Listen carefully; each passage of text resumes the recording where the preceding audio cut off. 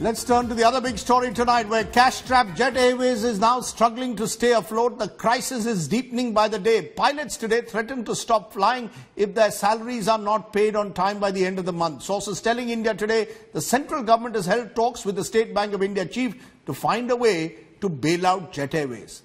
And joining me is Managing Editor of Business Today and someone who's been tracking this case, Rajeev Dubey. Rajeev, what are we to make out of this? On the eve of a big election, one of India's biggest airlines is on the verge of collapse. Is that the reason why there is this pressure? How do you bail out Jet Airways? You know, in this whole resolution plan, it seems that that Naresh Goyal, the promoter, founder, chairman, has emerged as the biggest stumbling block in finding a resolution, because he wants to stay, he wants to take control of keep control of the airline and stay somehow in the board and stay relevant.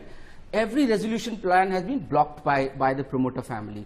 The question here is, why is it that the lenders are trying to coax and cajole when there is a way of taking? Why not take it to insolvency? Why not take it into a process of insolvency which actually allows for a stubborn promoter to be thrown out? It is run by an insolvency professional till a transparent process of finding a new promoter and a price discovery is done. And we have seen in innumerable cases of insolvency, in the case of Binani Cement, in the case of SR Steel, in the case of Bhushan Steel, that the value that they have got out of insolvency process is enormous. Are you saying that there is an attempt being made to protect the promoter's interests instead of that of the shareholders and the investors and indeed the ordinary customer or the pilots? Precisely, that's what it seems like. So is this Kingfisher Part 2, where there the accusation was that Vijay Mallya's loans were being being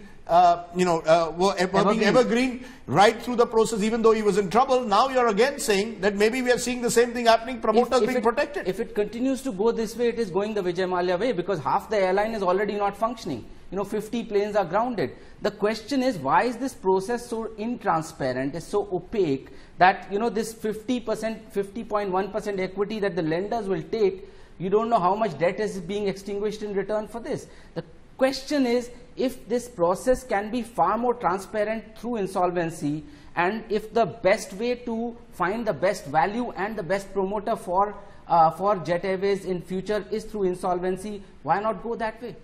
The bigger question, though, of course, now is what happens next? What do you see happening? Do you see an early resolution to this crisis, or do you see it getting out of control now? No, this is getting prolonged. I mean, you can see it. It's been getting prolonged for almost a year now. It's 7, 8, 10 months of this give and take, trying to coax and cajole Naresh Goyal into some kind of a resolution. If he is becoming the biggest stumbling block in this, why not go for insolvency? It provides for removal of the promoter who is being stubborn.